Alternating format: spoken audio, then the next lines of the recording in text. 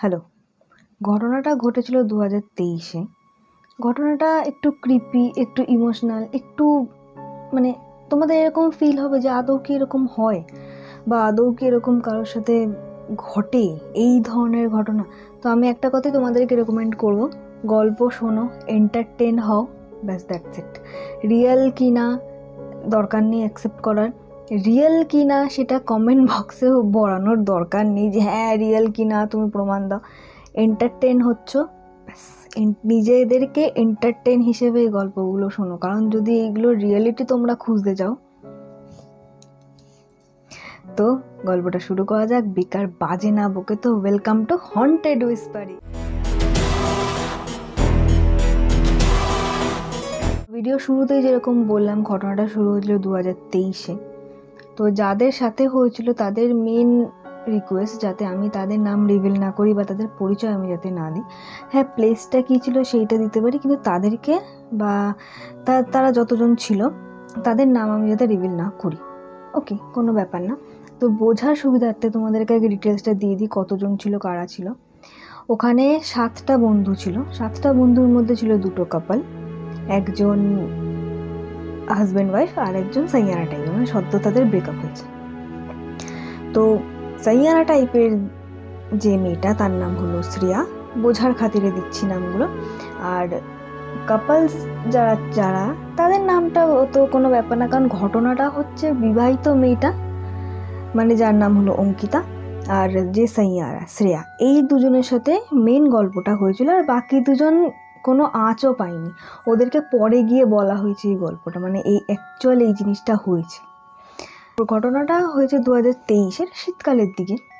যারা কাপলস যারা যে দুজন ছিল তারা দেখা করতে এসেছিল ওই অঙ্কিতার হাজব্যান্ডের সাথে। এই ঘটনাটা হয়েছে নৈহাটিতে, মানে আমি যেখানে থাকি সেখানেই ঘটনাটা হয়েছে, রামঘাটের ঘটনাটা। রামঘাট শ্মশান। আশা করি যারা নৈহাটি থেকে আমার ভিডিও দেখছো তারা বুঝতেই পারবে যে আমি কোথাকার কথা বলছি বা কোথাকার লোকেশন দিচ্ছি।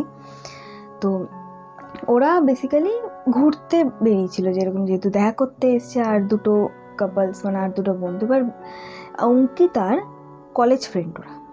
তো ওরা এরকম বাইরে পড়তে গেছিলো, তো ওদের সাথে দেখা করতে সেই হিসেবে ওরা ঘুরছিল। এবার 3টে বাইক ছিল, 3টে বাইকে ওরা কাপলস, 2টো বাইক, আর এদিক থেকে অঙ্কিতা হাজব্যান্ড আর শ্রেয়া একটা বাইক। এবার তার মধ্যে থেকে অঙ্কিতা ছিল ডেয়ার ডেভিল কাইন্ড অফ, না করে দেবো, এই করবো, এরকম করে দেবো। ও কোনো কিছুতে ভয় পেত না, মানে ওর শরীরে ভয় বলতে কোনো কিছু ছিল না।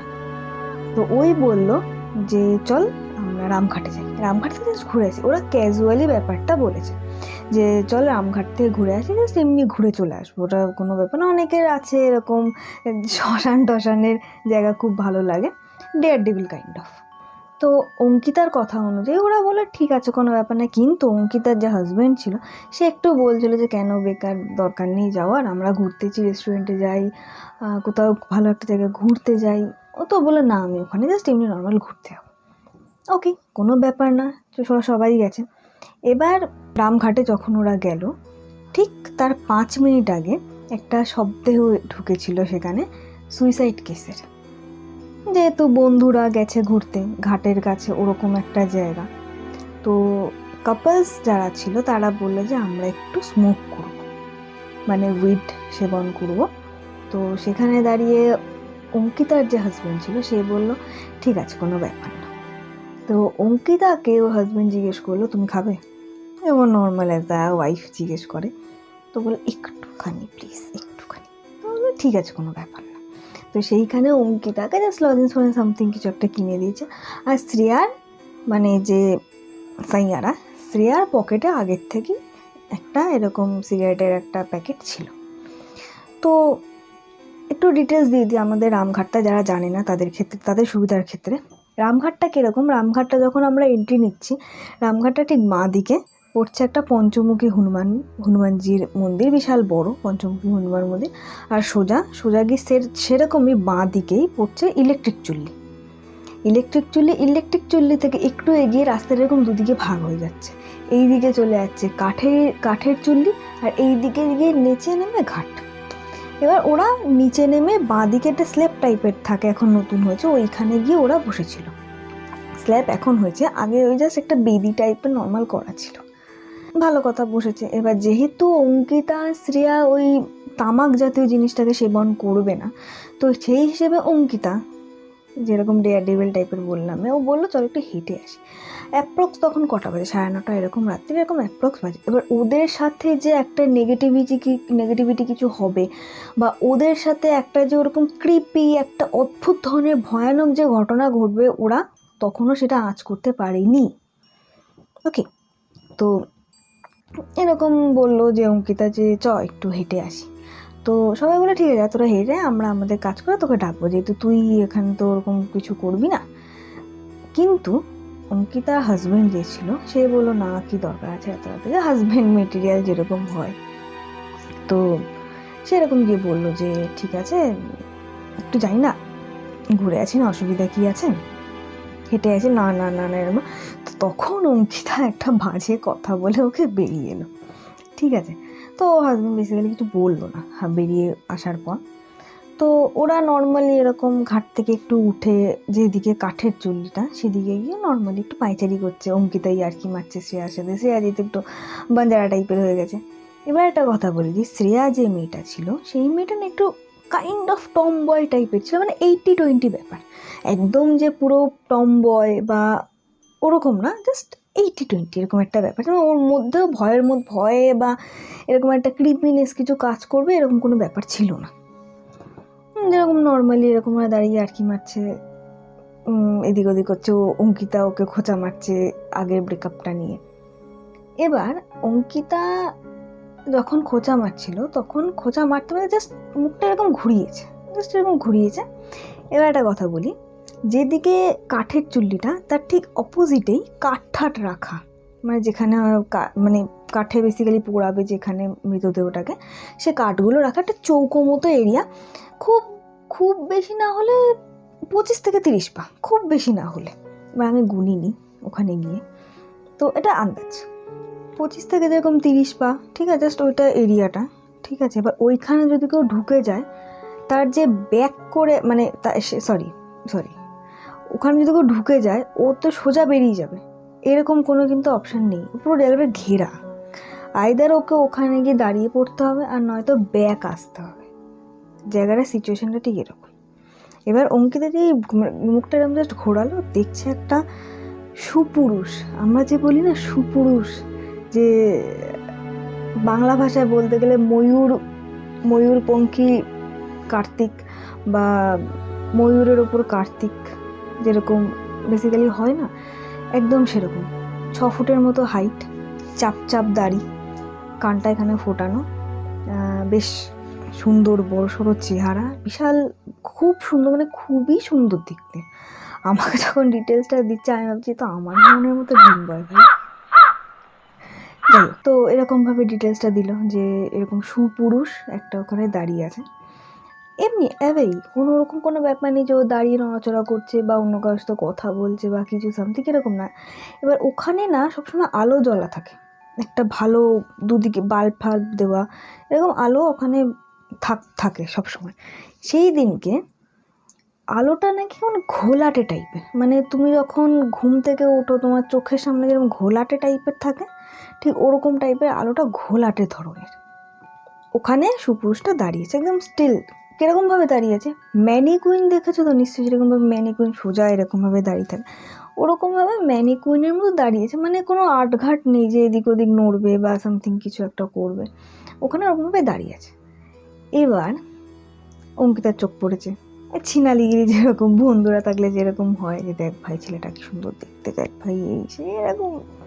এবার ও শ্রেয়াকে এরকম দেখিয়ে বলছে এরকম দেখ ভাই কি সুন্দর দেখতে, ছেলেটা এখানে দাঁড়িয়ে আছে কেন।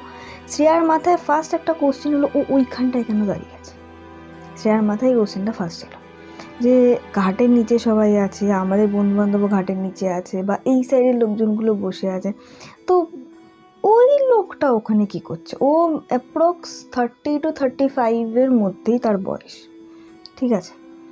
তো অঙ্কিতা বললো চ না আমি একটু কথা বলি, তারপর বলছে শ্রেয়া বলছি আর কি মানিস না, যেরকম বেসিক্যালি বাঞ্জারা টাইপের লোকজন বা সাইয়ারা টাইপের লোকজন যেরকম বেসিক্যালি হয় না, ভালো লাগে না, এই যাবো না, এই না।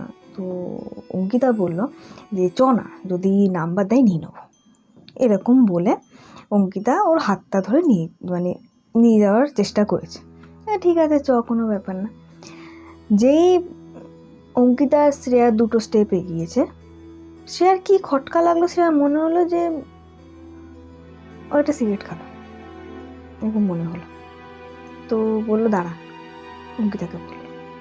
তো অঙ্কিতা বলে কেন? বলে একটা এরকম টেনে নি, একটু সেবন করে নি। এই দিক থেকে যখন শ্রেয়া জাস্ট সিগারেটের এরকম ফিলটা জ্বালালো, ওই দিক থেকে সুপুরুষটা 3 স্টেপ পিছিয়ে গেল। মানে এই দিক থেকে যখন সিগারেটটা ধরলো, ওই দিক থেকে 3 স্টেপ পিছিয়ে গেল সুপুরুষটা। তো এটা দেখে শ্রেয়ার একটু খটকা লাগলো যে ও ভাই ওরকম 3 স্টেপ এগিয়ে গেল কেন আমি এখানে সিগারেট জ্বালানো থেকে। অঙ্কিতার মাথায় তখন এই জিনিসটা আসেনি, কারণ ও সুপুরুষ। অঙ্কিতা তো আউট, বিবাহিত হয়েও আউট হয় অনেকের ক্ষেত্রে এই জিনিসটা, এটা বাজে ভাবার কিছু নেই। তো আলটিমেট মানুষের মন তো ইজ অলওয়েজ চেঞ্জ। তো বললো ও কিছু একটা সাপঠাপ হয়তো দেখেছে, যেহেতু ঘাটের এরিয়া, কাদা ফাতা কিছু একটা দেখেছে, পোকামাকড়, ওই জন্য 3 স্টেপও পিছিয়ে গেছে। একটা সিগারেট শেষ হয়ে কতক্ষণ লাগে?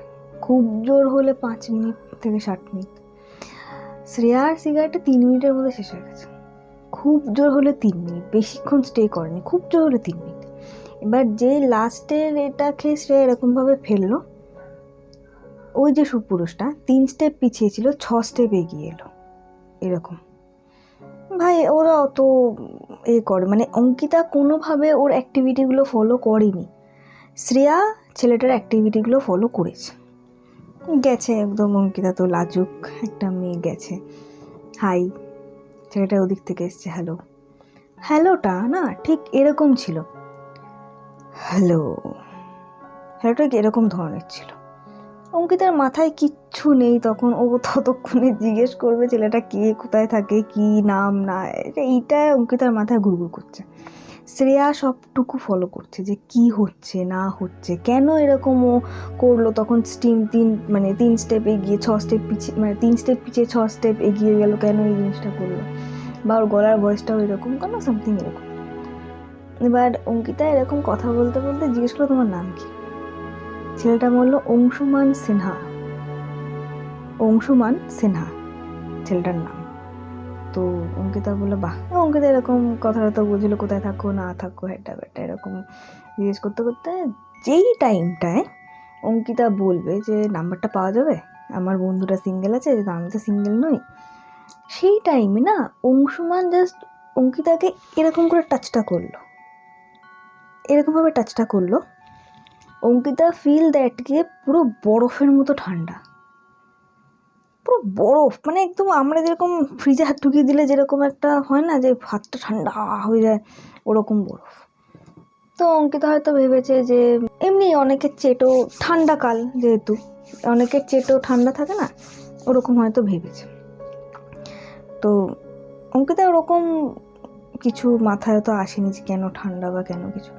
আর ছেলেটাকে দেখতে যেহেতু বললাম খুব সুন্দর সুপুরুষ টাইপের, কিন্তু ছেলেটা মুখটা না পুরো ফ্যাকাশে, মানে অনেকক্ষণ ধরে কাঁদলে বা বুক চিৎকার করে, মানে বুক ফাটা চিৎকার করে কাঁদলে, বা পুরো ইমোশনালটা ভেতর থেকে যখন ঠিকরে বেরিয়ে আসে মানুষের যেরকম পরিস্থিতি হয়, চোখ মুখ সুজ হয়ে যায়, লাল হয়ে যায়, ওর থেকেও বাত্তার একটা মানে লুকস ওই ছেলেটার ছিল।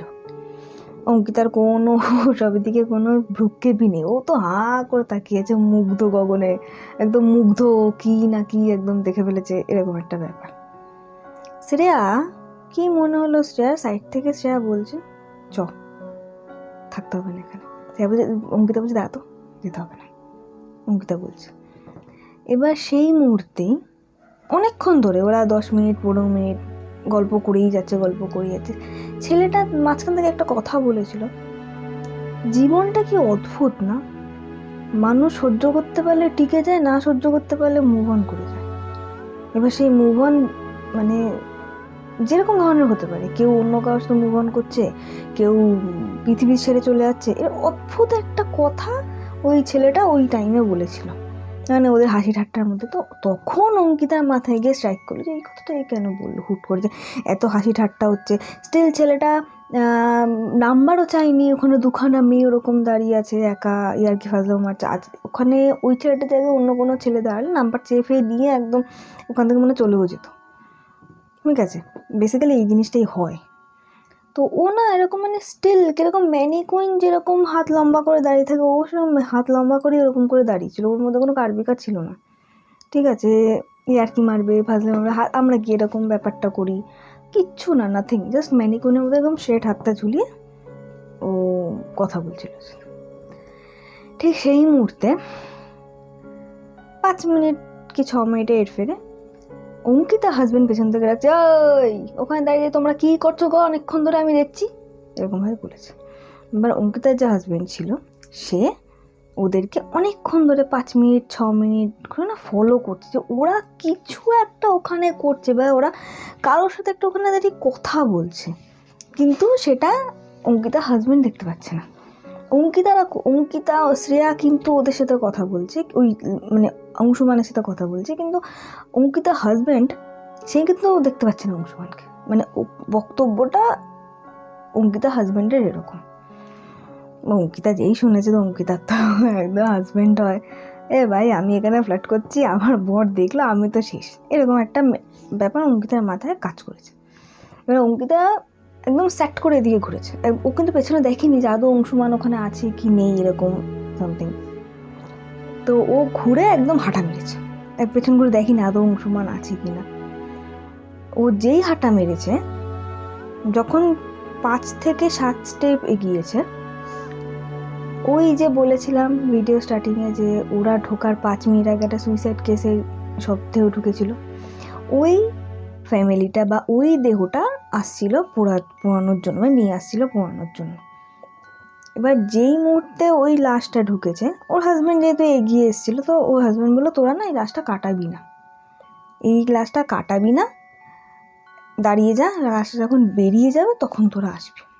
কোনো রকমের কোনো হাওয়া চলছিল না, পিন্ড অফ সাইলেন্স, কান্নাকাটির আওয়াজ ছাড়া কোনো আওয়াজ ওখান থেকে আসছিল না, না জলের কোনো আওয়াজ, না কিছু, না কোনো হাওয়ার কোনো দিক থেকে হাওয়া আসে, এরকম কিচ্ছু না। ইভেন শব্দে ওটাকে কেউ হাতও দেয়নি। হুট করে একটা ঠান্ডা হাওয়া অঙ্কিতার মুখে লাগলো, আর শব্দে ওর মুখটা থেকে চাদরটা সরে গেল। অঙ্কিতা জাস্ট সি যে ওই ছেলেটাই অংশুমান সিনহা। অঙ্কিতার মুখটা না ঠিক এরকম হয়ে গেছিল, জাস্ট এরকম। ঠিক আছে, যে এটা কি দেখে নিলাম, এটা কি হলো। কিছুক্ষণ আগে যে ছেলেটার সাথে কথা বললাম, ইয়ার্কি মারলাম, যে ছেলেটা আমাকে টাচ করলো, সেই ছেলেটা এখানে কি করে, এটা কোনো সম্ভব না। যদি গল্পটা এত অবধি থাকতো তাহলে তো খুব ভালো হতো, কিন্তু একদমই এত অবধি ছিল না। এরপরে আরও গল্প আছে, এটা সেকেন্ড পার্টে বলবো। তো ততক্ষণের জন্য টাটা, সবাই ভালো থাকো আর সাবস্ক্রাইব করো নেক্সট ভিডিওর জন্য। তো আজকের মতো টাটা, দেখা হচ্ছে নেক্সট পার্টে।